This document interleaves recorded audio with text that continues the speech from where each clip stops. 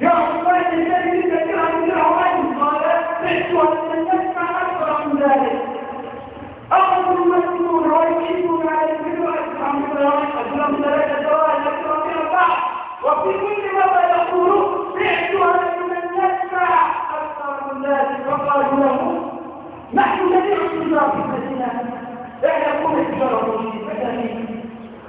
فقال له بعتها الذي يشتري الدرهم ب10 إلى 700 ضعف إلى أضعاف كثيرة تشبه لله تبارك وتعالى. يا جماعة بتحطوا ليه؟ بتحطوا سكر ولون ماذا تنتظر؟ أتنتظر السطح من وراءه؟ ماذا تفعل لو أتاك الموت؟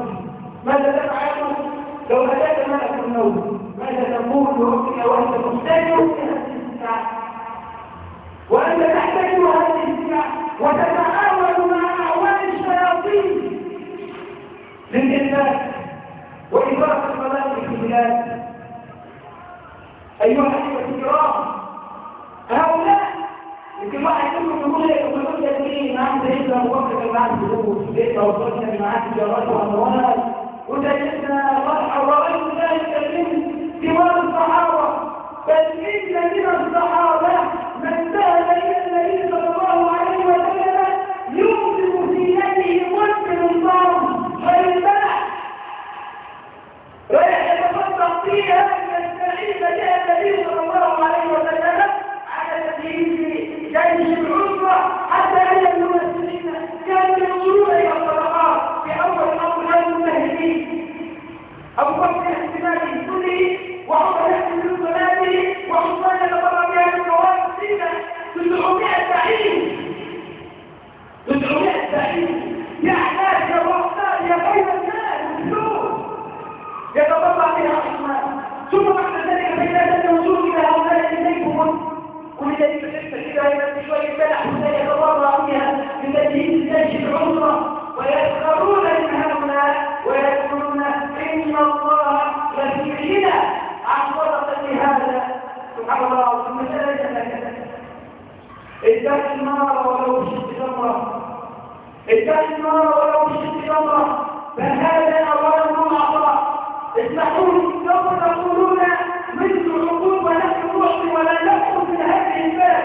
معلش الذنب ليس ذنبنا، الذنب ليس ذنبنا أيها الأحبة الكرام. لا أجد ظهوركم، والله لا أجد ظهوركم ولا أشهد فيكم، لا، ولكني أقول بأنكم منكم الذين وصيتم كهذه المجاعة التي كانت أيام الظهورات. أقول لكم أنكم تشربوا ذلك وأنكم تشربوا ذلك كنتم تأكلونها وهي مكتوبة في التراب ممررة في الأوعية وفي الطين، تأكلونها بالجزء، تأكلونها بالجزء. أقول لك معتقد إشكال أنا من المؤمنين والكريمين. أقول لك معتقد، أقول لك قدس، أقول لك قدس إشكال. هكذا كان زمانه، هكذا كان زمانه إباحة وإباح الناس وشذوذ ويجتمع على أرضنا المؤتمر مع ذلك المؤتمر السكان.